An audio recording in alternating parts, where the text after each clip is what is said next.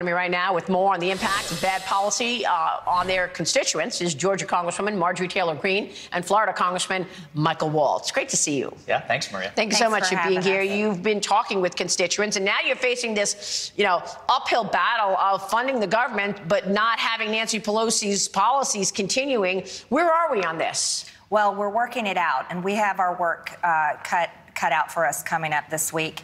Starting on Monday, Speaker McCarthy told us last week that we're not leaving town until we get our job done. And I completely agree with that approach, Maria.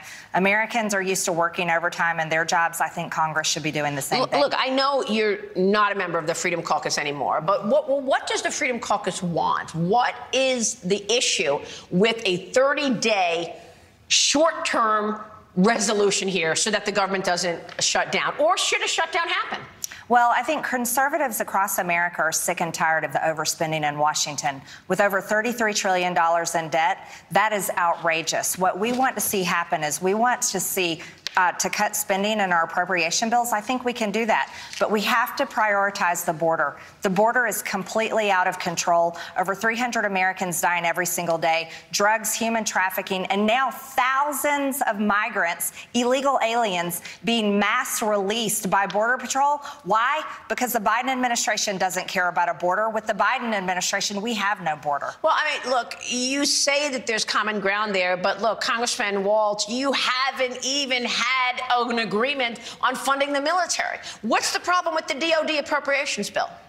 We can't get anyone to state a problem with the actual bill. Maria, this is a very conservative bill that will cut critical race theory, will cut DEI and all of that nonsense, will get our warfighters focused back on defending the country.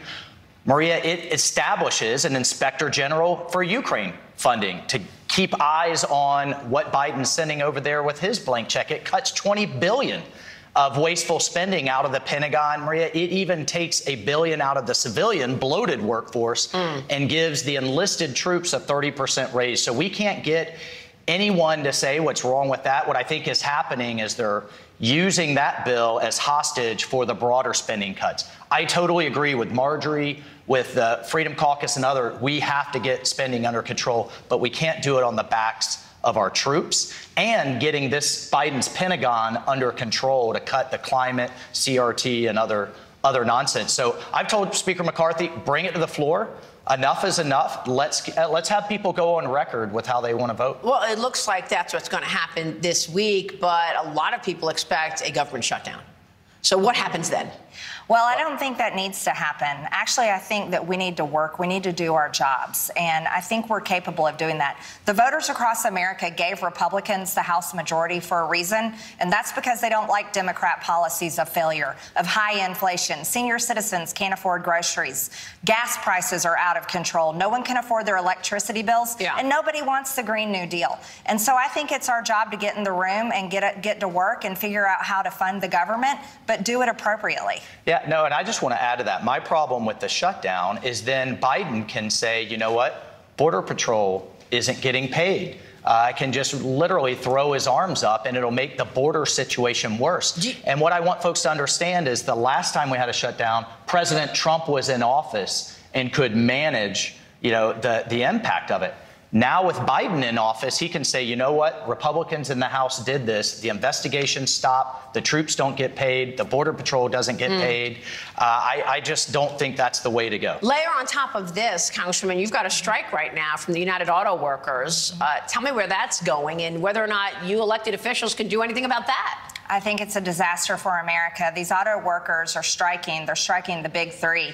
But they're also striking at a time where the Green New Deal is now in effect. And with the Democrats wanting net zero by 2035, they're striking an industry that is literally going to destroy their jobs. This is a crisis for America. This is a crisis for anyone that loves their cars and trucks, that has a hobbyist into historic cars and wants to keep that going. Well, you made the point, pardon me, that, who isn't striking? Tesla, Toyota. That's right. The international car makers who may very well take market share. Look, I got to get onto the impeachment inquiry. Sure. And I want to talk with you about this, Congressman, because one of the things that I am just like blown away by is this Chinese nuclear company, Chinese nuclear supplier company that Rosemont Seneca is an investor in, that Hunter Biden's company? Hunter Biden's private equity firm that he is a major shareholder of has invested in blacklisted Chinese firms, including a nuclear firm that's sanctioned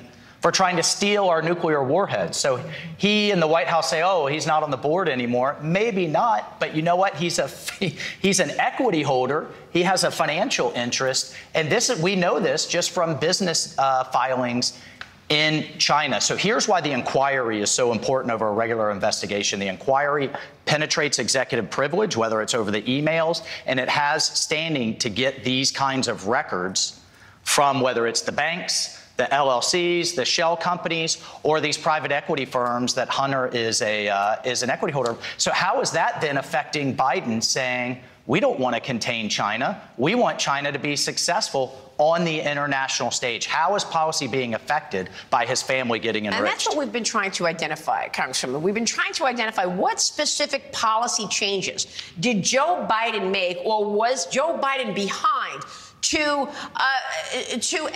understand why he was paid and his family was paid these $20+ million, although Nancy Mace told me it's up to $50 million. Well, Maria, you're absolutely right. Well, we know policy changes were made. Joe Biden, as Vice President of the United States, withheld $1 billion in U.S. aid to Ukraine to get the Ukrainian prosecutor Viktor Shokin fired. And then I would argue that we're in a war in Ukraine in a proxy war with Russia today. Why? Because the Bidens are on the hook. He couldn't say no to Zelensky, and he still can't say no to Zelensky. These are the types of dangerous policy decisions that this leader has made, and he's lied about them. He lied about 9/11 just last week, and if he lies about that, he will lie about anything. So why aren't you getting his family members in and subpoenaing them? I mean, I know that this is Jim Jordan's committee. Yeah. Next week you've got Merrick Garland testifying. Yes. But look, if we had Hunter Biden in tomorrow, which I would love to see, he's going to lie.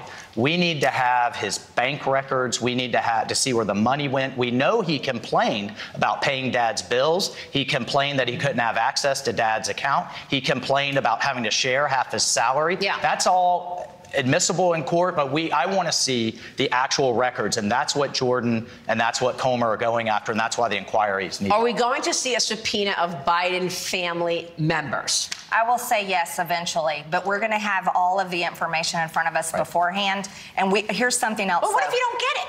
Well, let me tell you who else we need to have. We need to have every single federal bureaucrat that covered up Joe Biden's crimes for all these years. This isn't anything new, because those are the people that we have to fire, and those are the people that under a Republican-held White House, under President Trump, the Department of Justice needs to prosecute. All right, we will leave it there. Great conversation. Thank you so much to you both, Congressman Michael Waltz and Georgia Congresswoman Marjorie Taylor Greene.